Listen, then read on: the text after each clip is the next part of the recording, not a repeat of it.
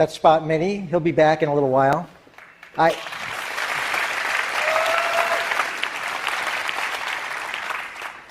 love building robots. And my long-term goal is to build robots that can do what people and animals do. And there's three things in particular that we're interested in. One is balance and dynamic mobility. The second one is mobile manipulation. And the third one is mobile perception. So dynamic mobility and balance. I'm going to do a demo for you. I'm standing here balancing. I can see you're not very impressed. Okay, how about now? How about now? Those simple capabilities mean that people can go almost anywhere on Earth on any kind of terrain. And we want to capture that for robots. What about manipulation? I'm holding this clicker in my hand. I'm not even looking at it, and I can manipulate it without any problem. But even more important, I can move my body while I hold the manipulator, the clicker, and stabilize and coordinate my body, and I can even walk around. And that means that I can move around in the world and expand the range of my arms and my hands and really be able to handle almost anything. So that's mobile manipulation. And all of you can do this. And third is perception. You know, I'm looking out of the room with over 1,000 people in it, and my amazing visual system can see every one of you. You're all stable in space, even when I move my head, even when I move around. That kind of mobile perception is really important for robots that are going to move and act out in the world. So I'm going to give you a little status report on where we are in developing robots toward these ends. This is, the first three robots are all dynamically stabilized robots. This one goes back over a little over 10 years ago, Big Dog, and it's got a gyroscope that helps stabilize it. It's got sensors and a control computer. Here's a cheetah robot that's running with a galloping gait where it recycles its energy, it bounces on the ground, and it's computing all the time in order to keep itself stabilized and propelled. And here's a bigger robot that's got such good locomotion using its legs that it can go in deep snow. This is about 10 inches deep, and it doesn't really have any trouble. This is Spot, a new generation of robot, just slightly older than the one that came out on stage. And we've been asking the question, you know, you've all heard about drone delivery. Can we deliver packages to your houses with drones? Well, what about plain old legged robot delivery? So we've been taking our robot to our employees' homes to see whether we could get in the various access ways. And believe me, in the Boston area, there's every manner of stairway, twists and turns. And so it's a real challenge, but we're doing very well, about 70% of the ways. 전지현도 어쩔 수 없나 봐. 질린다. And here's mobile manipulation, where we've put an arm on the robot, and it's finding its way through the door. Now, one of the important things about making autonomous robots is to make them not do just exactly what you say, but make them deal with the uncertainty of what happens in the real world.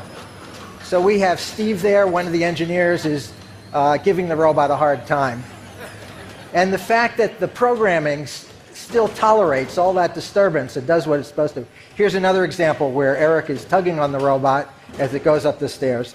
And believe me, getting it to do what it's supposed to do in those circumstances is a real challenge, but the result is something that's going to generalize and make robots much more autonomous than they would be otherwise.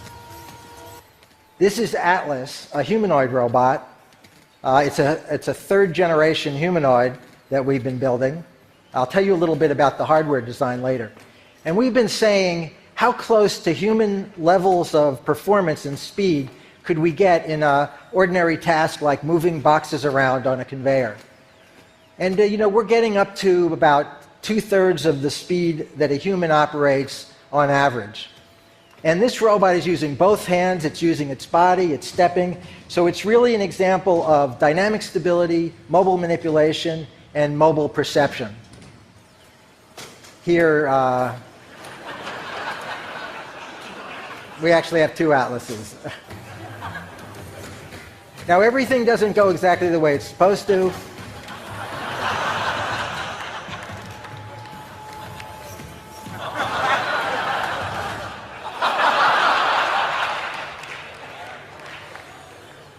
And here's our latest robot called Handle. Handle is interesting because it's sort of half like an animal and it's half something else with these leg-like things and wheels. It's got its arms on in kind of a funny way.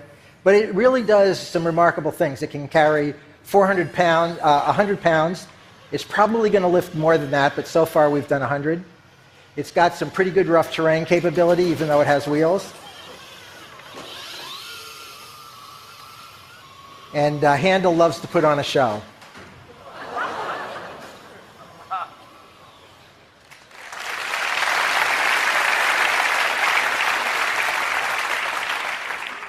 I'm going to give you a little bit of robot religion. A lot of people think that a robot is a machine where there's a computer that's telling it what to do, and the computer is listening through its sensors. But that's really only half of the story. The real story is that the computer is on one side making suggestions to the robot, and on the other side are the physics of the world. And that physics involves gravity, friction, bouncing into things. And in order to have a successful robot, my religion is that you have to do a holistic design where you're designing the software, the hardware, and the behavior all at one time, and all these parts really intermesh and cooperate with each other. And when you get the perfect design, you get a real harmony between all those parts interacting with each other. So it's half software and half hardware plus the behavior. We've done some work lately on the hardware where we tried to go, on the picture on the left is a conventional design where you have parts that are all bolted together, conductors, tubes, connectors. And on the right is a more integrated thing. It's supposed to look like an anatomy drawing. And using the miracle of 3D, the picture on the left is a conventional design where you have parts that are all bolted together, conductors, tubes, connectors. And on the right is a more integrated thing. It's supposed to look like an anatomy drawing. And using the miracle of 3D printing, we're starting to build parts of robots that look a lot more like the anatomy of an animal. So that's an upper leg part that has hydraulic pathways, actuators, filters, all embedded, all printed as one piece. And the whole structure is developed with a knowledge of what the loads and behavior are going to be, which is available from data recorded from robots and simulations and things like that. So it's a data-driven hardware design. And using processes like that, not only the upper leg, but some other things, we've gotten our robots to go from big, behemoth, bulky, slow, bad robots, that one on the right, weighing almost 400 pounds, down to the one in the middle, which was just in the video, weighs about 190 pounds, just a little bit more than me. And we have a new one, which is working, but I'm not going to show it to you yet, on the left, which weighs just 165 pounds with all the same strength and capability. So these things are really getting better very quickly. So it's time for Spot to come back out, and we're going to demonstrate a little bit of mobility, dexterity, and perception. So this is Seth Davis, who's my robot wrangler today, and he's giving Spot some general direction by steering it around, but all the coordination of the legs and the sensors is done by the robot's computers on board. The robot can walk with a number of different gaits. It's got a gyro, or a solid-state gyro, an IMU on board. Obviously, it's got a battery and things like that. Now, one of the cool things about a legged robot is it's omnidirectional. In addition to going forward, it can go sideways. It can turn in place. And this robot's a little bit of a show-off. It loves to use its dynamic gaits, like running. And it's got one more. Now, if it really is show-off, it would be hopping on one foot, but, you know. Now, Spot has a set of cameras here, stereo cameras, and we have a feed up in the center. It's kind of dark out in the audience. But it's going to use those cameras in order to look at the terrain right in front of it while it goes over these obstacles back here. Now, for this demo, Seth is steering But the robot's doing all its own terrain planning. This is a terrain map where the data from the cameras is being developed in real time, showing the red spots, which are where it doesn't want to step, and the green spots are the good places. And here it's treating them like stepping stones.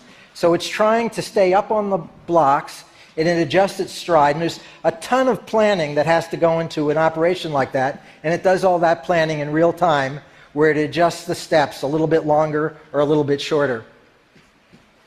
Now we're going to change it into a different mode, where it's just going to treat the blocks like terrain and decide whether to step up or down as it goes. So this is using dynamic balance, dynamic mobile perception, because it has to coordinate what it sees along with how it's moving. Now the other thing Spot has is a robot arm. Some of you may see that as a head and a neck, but believe me, it's an arm. And Seth is driving it around. Now he's actually driving the hand, and the body is following. So the two are coordinated in the way I was talking about before, the way people can do that. And in fact, one of the cool things that Spot can do, we call chicken head mode, and it keeps its head in one place in space, and it moves its body all around. There's a variation of this that's called twerking, but we're not gonna use that today. So Spot, I'm feeling a little thirsty. Could you get me a soda? Now for this demo, Seth is not doing any driving. We have a LiDAR on the back of the robot, and it's using these props we put on the stage to localize itself. It's gone over to that location. Now it's using a camera that's in its hand to find the cup, picks it up, and again, Seth's not driving. So we've planned out a path for it to go. It looked like it was going off the path. And now Seth's going to take over control again because I'm a little bit chicken about having it do this by itself. Thank you, Spot.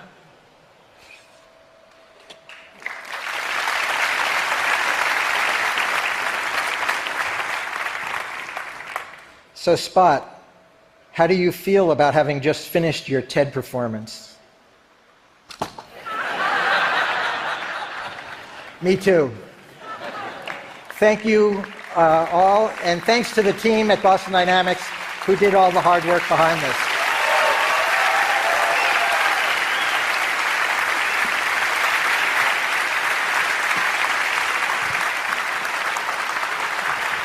Mark, come back in the middle. Thank you so much. Come over here. I have questions.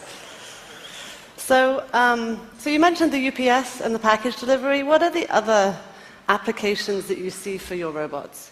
You know, I think that robots that have the capabilities I've been talking about are going to be incredibly useful. About a year ago, I went to Fukushima to see what the situation was there. And there's just a huge need for machines that can go into some of the dirty places and help remediate that. I think it won't be too long until we have robots like this in our homes. And you know, one of the big needs is to take care of the aging and invalids. I think that it won't be too long till we're using robots to help take care of our parents, or probably more likely have our children help take care of us. And there's a bunch of other things. I think the sky's the limit. I mean, many of the ideas we haven't thought of yet, and people like you will help us think of new applications. So what about the dark side? What about like the military? Are they interested? Sure. The military has been a big funder of robotics. I don't think the military is the dark side myself. But I think, as with all advanced technology, it can be used for all kinds of things. Awesome. Thank you so much. Okay, you're welcome. Take care. Thank you. 네, 어떻게 여러분 잘 보셨어요?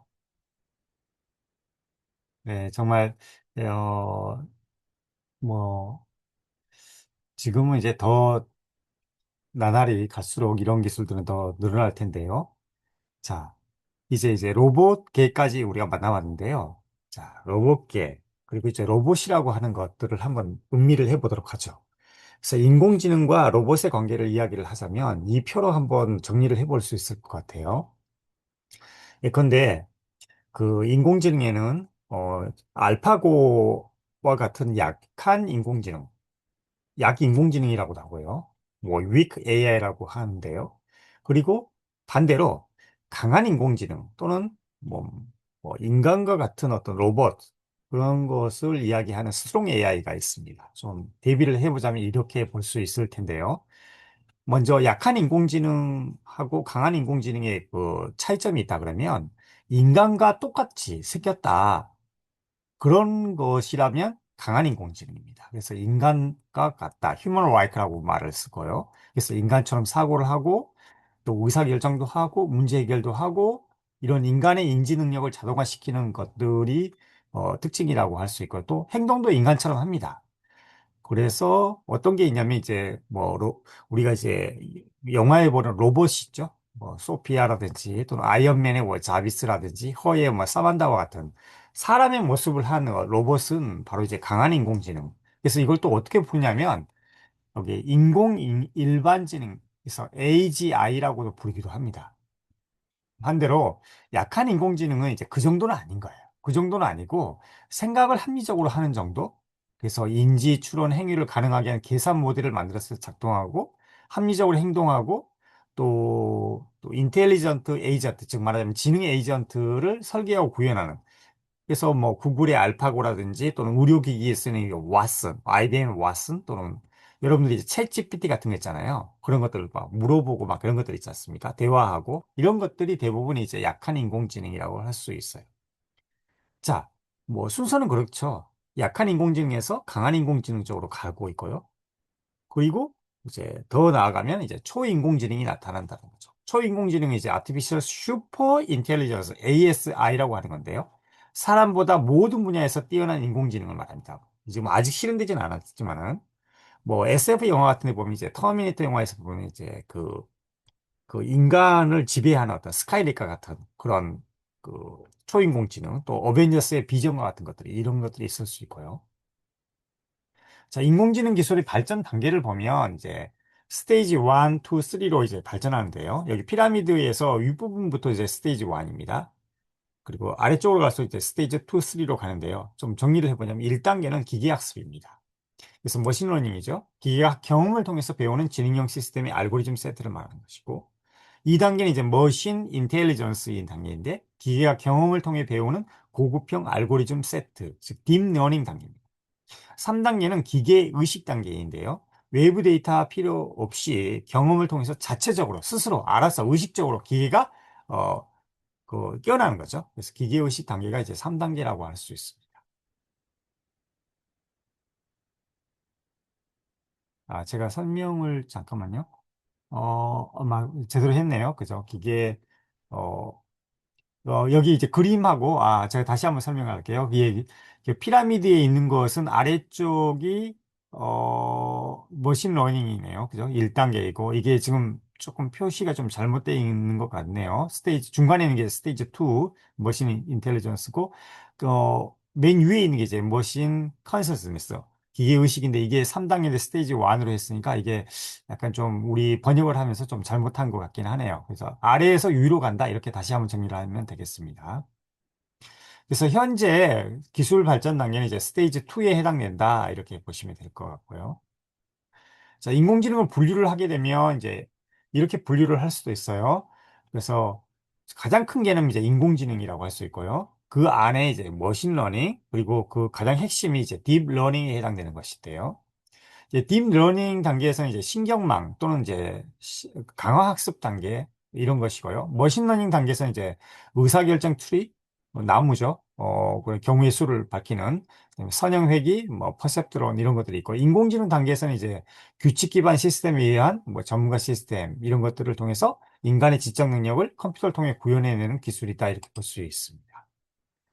자, 여러분들 이제 기존의 AI하고 챗 GPT가 나온 이후에 생성 AI를 좀 이제 어, 이렇게 구분해서 이제 보는 것인데요. 생성형 인공지능 이름하여 이제 제너러티브 AI라고 합니다.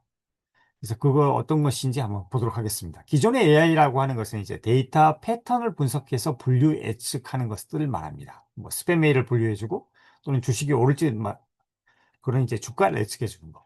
그래서 이런 것들은 이제 기존의 미리 프로그래밍된 작업이나 또는 일련의 규칙 기반 작업을 하도록 학습된 AI라고 할 수 있고요. 이건 이제 과거에 축적된 빅데이터를 잘 분석하고 패턴을 식별해서 앞으로 이제 어떻게 되겠구나라고 이제 정확하게 예측하고 또 결정을 내림으로써 잘 정의된 문제를 해결하고 반복적인 작업을 자동화시키는 단계입니다. 그래서 기존의 AI 같은 경우는 어찌 보면 이제 문제 자체를 잘 정의를 해줘야 돼요. 말하자면 질문을 잘 줘야 되는 것이고 또 반복적인 작업에서 이제 효용성이 있다라는 거죠. 근데 생성형 AI는 그게 아니라 얘는 이제 스스로 뭔가 잠재된 구조를 학습하여서 거의 똑같이 원문과 유사한 새로운 데이터를 만들어내는 것입니다. 예를 들어서 뭐 그 미야자키 하야오 이웃집 토토로 했던 그죠? 그래서 지브리풍의 어떤 그림을 좀 그려줘.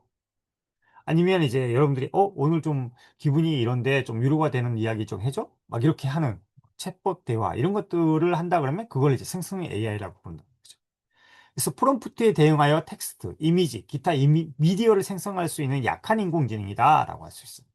아직 생성형 AI까지는 약한 인공지능, 강한 인공지능은 로봇, 인간의 모습을 하는 로봇 이렇게 생각하면 된다는 거죠. 근데 생성형 AI가 이제 우리가 나올 수 있었던 배경에는 이런 것도 있어요. 이제 언어 모델, 이제 대형 언어 모델이라고 하는데요. 라지 랭귀지 모델이라는 것을 기반으로 해서 이제 여러분들이 만약 챗GPT를 가장 이제 쉽게 떠올리시면 됩니다. 그랬을 때 예전에는 챗GPT가 있기 전에는 뭐 이렇게 할 수 있는 것들이 그닥 그렇게 많지는 않았어요. 그죠? 뭐 주식 예측해줘. 아니면 이제 여러분 내비게이션처럼 우리 학교로 올 수 있는 가장 빠른 길을 알려줘. 뭐 이런 것들이 정도였어요. 그죠? 그리고 뭐 기껏 해봐야 뭐 오늘 음악 틀어줘. 이런 거였죠. 근데 생성 AI는 그게 아니라 이제 뭐 보고서를 하나 써줘? 아니면 뭘 하나 만들어줘? 뭐 이렇게 했을 때 그걸 할 수 있다는 거예요. 그럴 때 우리가 어떤 말을 하든지 간에 얘가 이제 그거를 대규모화된 랭귀지 모델을 갖는다는 거예요. 그래서 이렇게 해서 특정 단어 뒤에 가장 적합한 단어를 찾아주는 식으로 그 스스로가 인공신경망을 구축하고 있다는 거예요. 그리고 학습된 방대한 데이터를 기반으로 해서 텍스트로 바꿔주기도 하고 이미지로 바꿔주기도 그림도 그려주기도 하고 오디오 노래도 만들 수 있어요, 얘가. 그리고 코드, 즉 말하자면 이제 우리 컴퓨터 공학과 친구들 같은 경우는 코드를 좀 짜줘. 이렇게 하면 스스로 짜주기도 한다는 거예요. 그래서 새로운 콘텐츠를 스스로 만들어내는 딥 러닝 기반의 기술이다. 그래서 기존의 AI와 다르게 능동적인 창작과 복잡한 사용자 요구에 대응할 수 있다라고 합니다. 어떤 게 있냐면 오픈 AI에서 만든 챗GPT, 또 구글에서 만든 제미나이, 또 뭐 그 마이크로소프트에서 만든 메타, 또는 뭐 달리, 또는 미드저니 이런 것과 같은 것들이 있다. 한번 잘 보십시오. 여기 보시면 이제 이것은 이제 현재 뭐 텍스트를 우리가 이제 입력을 하면 그 텍스트 형태로 해주는 거. 오픈 AI의 뭐 챗GPT 같은 거, 뭐 클로바라든지 되게 많죠. 그리고 텍스트를 입력해서 지브리풍으로 그려줘. 그러면 이제 이미지로 바꿔주는 그런 프로그램들, 뭐 달리라는 것들 대표적인 것이죠. 그다음에 텍스트를 넣으면서 뭐 영화를 하나 영상을 하나 만들어줘. 이런 것도 있을 수 있고요. 뭐 픽토리 같은 게 대표적인 것이고요. 뭐 불도 있고요. 그리고 코딩을 짜줘. 이런 것도 있을 수 있다는 거죠. 그리고 또 다르게 뭐 something to something. 그죠? 뭐 어떤 거든지 할 수 있다라는 거. 그죠? 무한히 이제 지금 많은 그런 어떤 생성형 AI. 그죠? 이들이 생겨나고 있다라는 것입니다. 자, 생성형 AI의 장단점 그리고 미래에 대해서 살펴보도록 할까요? 먼저 장점은 뭐가 있을까요? 여러분 챗GPT를 한번 떠올려 보십시오. 그럴 때, 이 뭐가 좋아요? 얘랑 대화가 된다는 거예요. 근데 실제로 대화를 하고 있나? 근데 어쨌든 위로가 돼요. 기분이 안 좋을 때, 이렇게, 애가 이제 뭐 위로도 해주고 막 그러잖아요. 그걸 무슨 효과라고 하냐면, 일라이저 효과라고 해요. 일라이저 효과는 뭐냐면, 1966년에 영국의 과학자인 조셉 와이젠바움이라는 사람이 정신과 치료용으로 개발한 최초의 챗봇이에요. 그러니까 말하자면 이제 좀, 마음이 우울하고 그럴 때 대화할 사람이 필요하잖아요. 그죠? 근데 사람이 없으면 누가 해줘? 챗봇이 대신 해준다는. 그래서 옆에 그림에 까만색에 보면 뭐, 하이, 하와이요 인사부터 시작해가지고 뭐 이렇게 하면 그래, 너, 뭐, 어떻다, 어떻다 하면서 이렇게 서로 대화를 해주는 그런 이제 챗봇이다라는 거죠. 이게 일라이저인데요. 일라이저인데, 그 일라이저는 이제 텍스트 기반 대화 인터페이스인데요. 실제로는 인간의 언어를 이해한다, 못한다? 못해요. 인간의 언어를 못하지만 인간은 얘랑 이제 이렇게 주고받으면서 마치 얘가 우리말을 이해하고 상호작용을 한다고 느끼는 거죠. 그래서 이제 위로를 받고 이제 그런 효과를 일라이저 효과라고 하는데요. 자, 1966년에 최초의 챗봇이에요, 이게. 그러니까 우리가 생성형 AI가 되게 오래됐다라는 걸 알 수 있죠. 이것도 여러분 중요한 것 같아요. 그죠? 근데 2022년에 이제 대중화된 생성형 AI가 바로 이제 챗GPT입니다. 오픈 AI에서 만들었고요. 이때도 역시 똑같이 이제 채팅을 하면서 우리가 똑같은 일라이저 효과, 그런 유료를 받는, 뭐, 대화가 통한다는 이제 기회와 그런 느낌을 받는다는 거죠.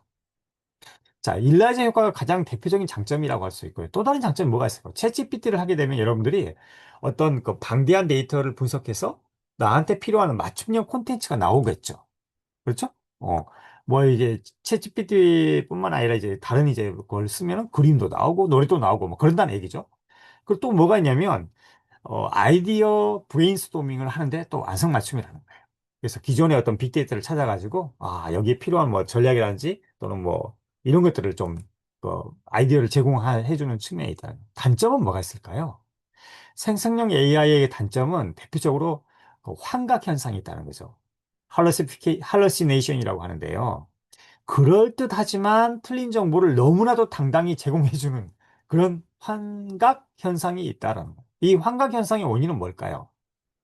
그거는 옆에 이제 그 만화를 한번 볼까요? 옆에 보시면 AI야 하면서 물어봐요. 한국의 두 번째 우주인은 누구야? 라고 하니까 잠시만요. 검색 중입니다. 라고 하면서 김하늘 박사님이요. 라고 이야기. 김하늘 박사님? 처음 듣는 사람인데 그런 우주인도 있어? 하고 이제 옆에 이제 남자친구 찾아보죠. 근데 그런 김하늘 박사님 같은 우주인은 없는데 그랬더니 이제 인공지능이 그럴 리가요. 그럴 리가 없을 텐데요. 라고 하면서 막 점점점점 하고 있죠. 그랬더니 이제 그 처음에 이제 물어본 사람이 그러죠. 야, 너 너무 뻔뻔한 거 아니야? 그랬더니 뭐라고 대답을 해요? 거짓말이 아니라 제가 착각을 한 거예요. 착각을 하는 거. 그래서 이걸 이제 환각 현상이라고 하는데요. 이렇게 하는 원인이 뭘까요? 그것은 이제 생성형 AI가 기본적으로 정확하게 뭔가를 하기보다는 맥락 중심으로 또 자연스러운 대화를 중시하는 그런 알고리즘 구조를 갖고 있기 때문에 그래요. 그래서 우리도 말을 하다 보면 정확하진 않지만 뭐 대강 비슷하게 있으면 그냥 둘러치잖아요. 근데 그런 거를 이 생성형 AI가 한다라는 거예요. 그래서 불충분하거나 또 편향된 훈련 데이터가 또 그 원인일 수도 있겠죠. 그러니까 데이터 자체가 조금 이상해. 그죠? 그래서 여러분들 보면 사실 빅데이터라고 하는 것이 이제 기존에 있는 과거에 그 널려 있는 이제 인터넷상에 있는 그런 정보들 다 긁어오는 거잖아요. 근데 그 중에 진실도 있겠지만 좀 약간 진실이 아닌 것도 있겠죠. 무슨 말인지 알겠죠? 그런 것들을 긁어오다 보면 이런 이야기가 있고, 그리고 또 하나가 이제 이 자체가 이제 기계가 잘못된 학습을 하기 때문에 그렇다라는 이야기를 합니다. 자, 이 환각 현상의 대표적인 단점이고요. 또 다른 어떤 문제점은 뭐가 있을까요? 학습 데이터에 기반한 편향성이 있겠죠. 뭐 알고리즘 편향성 이런 것도 있을 수 있고요. 저작권 문제. 그래서 막 잘못된 걸 가져오는 거 또는 남의 정당한 어떤 그런 자료를 또 아무 문제 없이 가져오는 거. 이런 저작권의 문제. 또 논리적인 추론이 좀 부족하죠. 그리고 최신 정보를 반영하는 것이 조금 더디다. 이런 것들이 있어요. 이런 것들은 기술적인 한계라고 할 수 있고요. 본질적으로 인간이 아니죠. 그렇기 때문에 인간과 같은 어떤 근본적 창의성이나 감정 이해 능력이 좀 부족하다. 그래서 정말 얘는 진짜 스스로 창조하는 그런 거는 좀 없는 거예요. 그죠? 그리고 우리가 이제 서로의 뭐, 그 감성적인 부분은 좀 약하지 않을까 이런 생각이 드는 거죠. 그래서 어찌 보면 그렇게 좀 보이려고 하는 거지. 실제로는 그 감정 이해할 수 있는 능력은 없는 거죠. 그래서 창작의 주체보다는 그래서 이건 그 도구로 이제 보완적인 역할을 하는 것으로 우리가 생성형 AI를 이용해야 되겠다라고 할 수 있겠습니다. 자, 옆에 있는 만화에서 제가 이제 두 번째 우주인은 누구야라고 했는데 정답을 말씀드릴게요. 자, 우리나라에서 이제 첫 번째 우주인은 누구죠? 이소연 박사님이셨어요, 예전에. 근데 두 번째 우주인은 누굴까요? 없습니다. 아직 없습니다. 이게 정답이었어요. 근데 이제 마치 김하늘 박사라는 사람이 있는 것처럼 이렇게 대답을 뻔뻔하게 했죠. 그걸 이제 환각현상이라고 한다. 자, 생성형 AI의 잠재력, 이제 그렉 브록만의 어떤 영상을 좀 볼 텐데요. 재밌는 것은 이제 그렉 브록만이라는 사람이 어떤 사람이냐? 오픈 AI를 2015년에 설립한 사람이에요. 근데 혼자 만들었냐? 그건 아니에요. 공동 설립자가 좀 많아요. 그래서 여러분들 익히 아는 일론 머스크라든지 또는 샘 올트먼, 또 그렉 브록만을 포함해서 이제 리드 호프먼, 피터 틸 이런 사람들이 공동으로 설립한 그런 이제 회사인데요. 당시에 이제 그러면 왜 이름이 오픈 AI냐? 그 구글 있잖아요. 좀 전에 이제 구글 많이 봤는데 구글은 이렇게 인공지능을 하면서 폐쇄형 AI를 했습니다. 그래서 자기들끼리만 했던 거예요. 그래서 왜냐하면 이제 그걸 돈을 벌어야 되니까. 근데 그게 아니라 오픈 AI는 그게 아니라 다 그냥 개방형 AI를 지향해서 이렇게 했다는 점이 좀 다르죠. 그래서 여러분들이 챗GPT 같은 것도 무료 버전이 있고 그걸 통해서 여러분들이 막 쓸 수 있는 거예요. 그죠? 그리고 이제 또 2015년에 이 회사를 만들어 가지고 연구를 쭉 했습니다. 그래서 2022년도에 챗GPT를 드디어 출시를 해서 대중화시킵니다. 이 챗GPT는 대규모 딥러닝하고 트랜스포머 기술이라는 것을 기반으로 한 것인데요. 그래서 비로소 1966년에 우리 이야기에 보면 1966년에 일라이저라는 것이 최초의 생성형 AI라고 할 수 있어요. 이게 처음 만들어졌고 근데 이때는 이제 대중화되지는 않았다는 거죠. 그냥 오로지 그 어떤 한정된 목적으로만 썼다라는 건데 대중화된 것은 2022년에 챗GPT부터 시작이 됐다는 거죠. 이 영상이 16분짜리인데요. 한번 같이 보도록 하겠습니다.